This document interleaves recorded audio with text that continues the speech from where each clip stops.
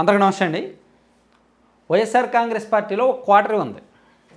సాధారణంగా రాజకీయ పార్టీల్లో క్వార్టరీలు ఉంటాయి. చంద్రబాబు నాయుడు గారి చుట్టూ ఒకప్పుడు క్వార్టరీ ఉండేది. పవన్ కళ్యాణ్ గారి చుట్టూ ఇప్పుడు క్వార్టరీ ఉందంట. జగన్మోహన్ రెడ్డి గారి చుట్టూ కూడా క్వార్టరీ ఉంది. అయితే ఈ క్వార్టరీ వాళ్ళు ఎంత మేరకు ఇన్ఫ్లుయెన్స్ చేయగలరో, అక్కడ నాయకుడిని పార్టీకి ఎంత మేరకు డ్యామేజ్ చేస్తారో అనే దాన్ని బట్టి క్వార్టరీ యొక్క ప్రభావం పార్టీ మీద ఉంటుంది. సో వైసీపీకి వచ్చేసరికి ఆ క్వార్టరీ యొక్క ప్రభావం పార్టీ మీద చెడు నెగిటివ్ చూపించింది, బాగా ప్రభావం చూపించింది, దుష్ప్రభావం చూపించింది. అది సాక్షాత్తు ఆ పార్టీలో సుదీర్ఘకాలం పనిచేసి ఆ పార్టీ పునాదుల్లో ఒకటిగా ఉన్న విజయసాయిరెడ్డి గారే చెప్పిన మాట. జగన్మోహన్ రెడ్డి గారు చుట్టూ క్వార్టరీ ఉన్నారు, వాళ్ళు ఏం చెప్తే అదే ఆయన నమ్ముతాడు, ఆయనకు మంచి చెడులు తెలియవు, వీళ్ళందరూ కూడా నిజాలను దాచిపెట్టి ఆయన దగ్గరికి లేదో చెప్తుంటారు, అందుకని జగన్మోహన్ రెడ్డి గారిని వాళ్ళే ముంచేస్తున్నారు అనేటట్టు ఒక నెల రోజుల కిందట విజయసాయిరెడ్డి గారు కామెంట్ చేశారు వైసీపీలో ఉన్న క్వార్టరీలకు సంబంధించి. అది నిజమే. సజ్జల రామకృష్ణారెడ్డి గారిని ఉద్దేశించి అండ్ సోకాల్డ్ ఇంకా కొంతమందిని ఉద్దేశించి విజయసాయిరెడ్డి గారు ఆ కామెంట్ చేశారు. సజ్జల రామకృష్ణారెడ్డి గారి మీద ఇదే కాదు, చాలా కామెంట్స్ అలాగే వచ్చాయి. ఈ ట్రంప్ అవినాష్ గారు గతంలో వైసీపీ అధికారంలో ఉన్నప్పుడు ఇరగవరపు అవినాష్ అలియాస్ ట్రంప్ అవినాష్ సీఎంఓలో అత్యంత కీలకమైన పొజిషన్లో ఉండేవాడు. ఆయన విజిలెన్స్కి సంబంధించిన నివేదికలు, ఇంటెలిజెన్స్కి సంబంధించిన నివేదికలు, నిఘా వర్గాల నివేదికలు, సొంతంగా సర్వే టీం ఇచ్చిన నివేదికలు అన్నీ కూడా ఆయన దగ్గర తెచ్చుకొని సర్వేలు చేసి జగన్మోహన్ రెడ్డి గారికి వాస్తవం చెప్పడం ఆయన బాధ్యత. కానీ ఆ నివేదికలు కూడా సజ్జల రామకృష్ణారెడ్డి గారి దగ్గరికి వెళ్ళేవి. ఆయనేమో తనకు అనుకూలంగా మార్చేసి తప్పుడు నివేదికలు జగన్మోహన్ రెడ్డి గారికి ఇచ్చారు అనే ఒక టాక్ ఉంది. సో సజ్జల రామకృష్ణారెడ్డి గారు వైసీపీ అధికారంలో ఉన్న 5 ఏళ్ళు కూడా ఆయన వేలు పెట్టని నియోజకవర్గం లేదు, ఆయన తలదూర్చని శాఖ లేదు. సో దాంతో చాలా నియోజకవర్గాలు దెబ్బతిన్నాయి, చాలా శాఖలు దెబ్బతిన్నాయి. పార్టీ ఇప్పుడు ఈ స్థాయిలో మునగడంలో ఆయన పాత్ర చాలా వరకు ఉంది. జగన్మోహన్ రెడ్డి గారి తప్పులు, స్వీయ తప్పిదాలు ఎన్నున్నాయో ఆయనకంటే ఎక్కువే మేబీ సజ్జల రామకృష్ణారెడ్డి గారి మీద ఉండవచ్చు. అందుకే ఆయన సకల శాఖ మంత్రి అని పేరు కూడా పెట్టారు. సో ఇప్పుడు ఆయన్ను జగన్మోహన్ రెడ్డి గారు వదిలిపెట్టలేకపోతున్నారు గత కొన్ని సంవత్సరాలుగా. కానీ ఇప్పుడు ఆ పరిస్థితి వచ్చింది. జగన్మోహన్ రెడ్డి గారి దగ్గర ఉన్న అత్యంత సన్నిహిత క్వార్టరీ నుంచి సజ్జల రామకృష్ణారెడ్డి గారిని బయటకు పంపించారు.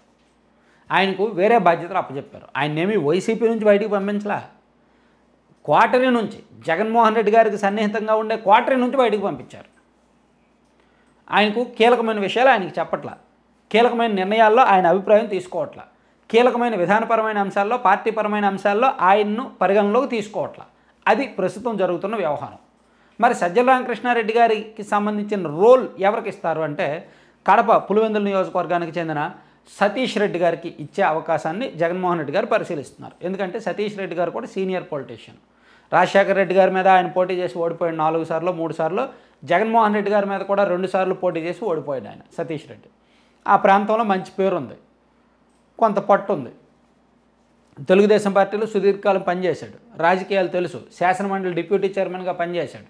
సో ఆయన్ను తన సన్నిహితుడిగా పెట్టుకొని, తన క్వార్టరీలో ఒకటిగా పెట్టుకొని సజ్జల రామకృష్ణారెడ్డి గారికి మీడియా రిలేషన్స్కి సంబంధించిన వ్యవహారాలు మాత్రమే అప్పచెప్పేలాగా, అంటే పార్టీకి సంబంధించిన ఇంటర్నల్ వ్యవహారాలు, డెసిషన్ మేకింగ్ వ్యవహారాలలో, కీలకమైన వ్యవహారాల్లో సజ్జల రామకృష్ణారెడ్డి గారు తలదోర్చకుండా, ఆయన ప్రమేయం లేకుండా ఆయనకు వేరే బాధ్యతలు అప్పచెప్పి, సో ఇప్పుడు తన క్వార్టరీని మార్చే ప్రయత్నంలో జగన్మోహన్ రెడ్డి గారు ఉన్నారు. ఇప్పుడు జగన్మోహన్ రెడ్డి గారు గతంలో అధికారంలో ఉన్నప్పుడేమో ఆయన క్వార్టరీ అంటే కేఎన్ఆర్ గారు, తర్వాత ధనంజయ రెడ్డి గారు అండ్ సజ్జల రామకృష్ణారెడ్డి గారు, ఇంకా సోకాళ్ళు వీళ్ళందరూ ఉండేవాళ్ళు.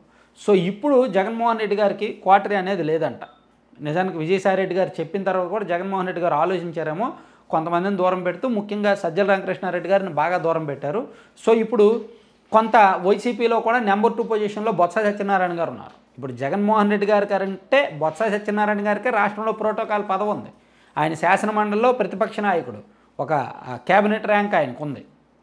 సో జగన్మోహన్ రెడ్డి గారి కంటే ఆయనకే ఎక్కువ పవర్స్ ఉన్నాయి ఒక రకంగా, ప్రభుత్వ పరంగా చూసుకుంటే, ప్రోటోకాల్ పరంగా చూసుకుంటే. జగన్మోహన్ రెడ్డి గారు కేవలం ఎమ్మెల్యే మాత్రమే, మాజీ సీఎం మాత్రమే. మాజీ సీఎంకి ఎటువంటి కోరలు ఉండవు, కానీ ప్రతిపక్ష నేతకు ఉంటాయి.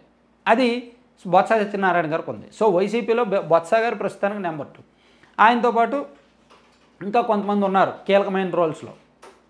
సో ఇప్పుడు సతీష్ రెడ్డి గారికి కూడా ఆ రోల్ ఇవ్వడానికి జగన్మోహన్ రెడ్డి గారు సిద్ధమవుతున్నారు.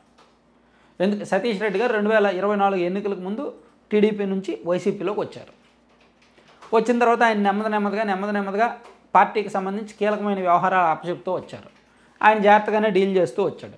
సో ఇప్పుడు ఆయన్ను, అలాగే ఇటీవల కాంగ్రెస్ పార్టీ నుంచి వైసీపీలో చేరిన శైలజానాథ్ గారిని బొత్స సత్యనారాయణ, కారుమూరి నాగేశ్వరరావు లాంటి సీనియర్లను వాళ్ళందరినీ జగన్మోహన్ రెడ్డి గారు తన దగ్గర పెట్టుకున్నాడు అనమాట.